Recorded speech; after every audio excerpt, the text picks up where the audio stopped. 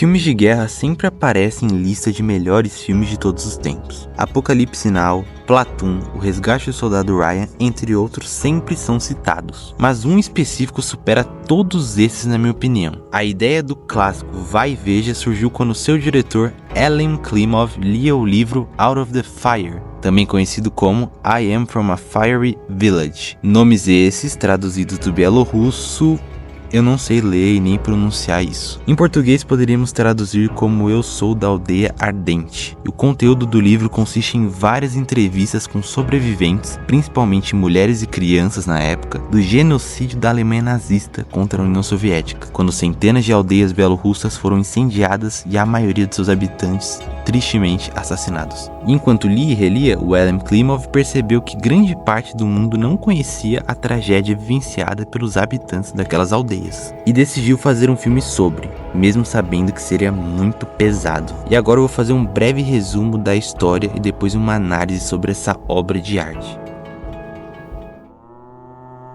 Em Vai e Veja, acompanhamos Flória, um garoto que vive em uma vila rural na Bielorrússia durante a Segunda Guerra Mundial. Movido pela vontade de lutar, ele encontra um rifle enterrado na areia e decide se juntar aos grupos da resistência contra a ocupação nazista. Apesar dos avisos da mãe, Flória abandona sua casa e passa a entregar um grupo de combatentes. No início ele encara tudo com entusiasmo, mas logo percebe que a guerra está longe de ser aquilo que ele imaginava. Ele é deixado para trás no acampamento junto com uma garota chamada Glasha, enquanto os outros partem para uma missão. Durante esse tempo a região é bombardeada. O som das explosões é tão intenso que Flória sofre danos auditivos, e o filme passa a representar isso com ruídos abafados e distorcidos, o que é genial. Quando ele e Glasha retornam à vila dele, encontram o local completamente destruído, e ao que tudo indica, sem sobreviventes. Os dois seguem em busca de ajuda e acabam encontrando outros sobreviventes, escondidos em uma ilha no meio de um pântano. Em meio a todo esse caos, o Flória testemunha o desespero das pessoas tentando sobreviver com o pouco que resta. Ele então parte com um homem para buscar comida, mas no caminho esse homem é morto, deixando Flória ainda mais exposto à brutalidade da guerra. Eventualmente ele se depara com tropas nazistas que estão reunindo civis em uma vila. Inicialmente parece que eles serão apenas deslocados, mas a situação rapidamente revela sua verdadeira e cruel intenção. Os soldados prendem os moradores dentro de um celeiro e ainda fazem uma espécie de brincadeira maníaca, pedindo para as mães e os pais das crianças deixarem seus filhos presos e irem embora. Obviamente era só um jogo. O que se segue é um dos momentos mais impactantes do filme. Os nazistas incendeiam o local, queimando todos vivos enquanto riem e zombam da situação. Flória presencia tudo, impotente, sendo forçado a assistir aquela atrocidade. Após o massacre, alguns dos responsáveis são capturados pelo grupo soviético que o protagonista fazia parte. E há uma tentativa de julgamento, onde os soldados nazistas justificam suas ações com ideologias extremistas. A tensão daquele momento só cresce até que os prisioneiros são executados. No final, Flória encontra uma fotografia de Adolf Hitler caída no chão, e em um momento espetacular, ele começa a atirar repetidamente contra a imagem. Enquanto faz isso, o filme intercala cenas de arquivo da história sendo revertida, como se ele estivesse tentando apagar tudo aquilo até chegar à infância de Hitler. Mas aí ele para de atirar, e o filme termina com um garoto encarando o vazio, completamente transformado. Um menino que entrou na guerra cheio de ilusões e saiu dela destruído por tudo que viu.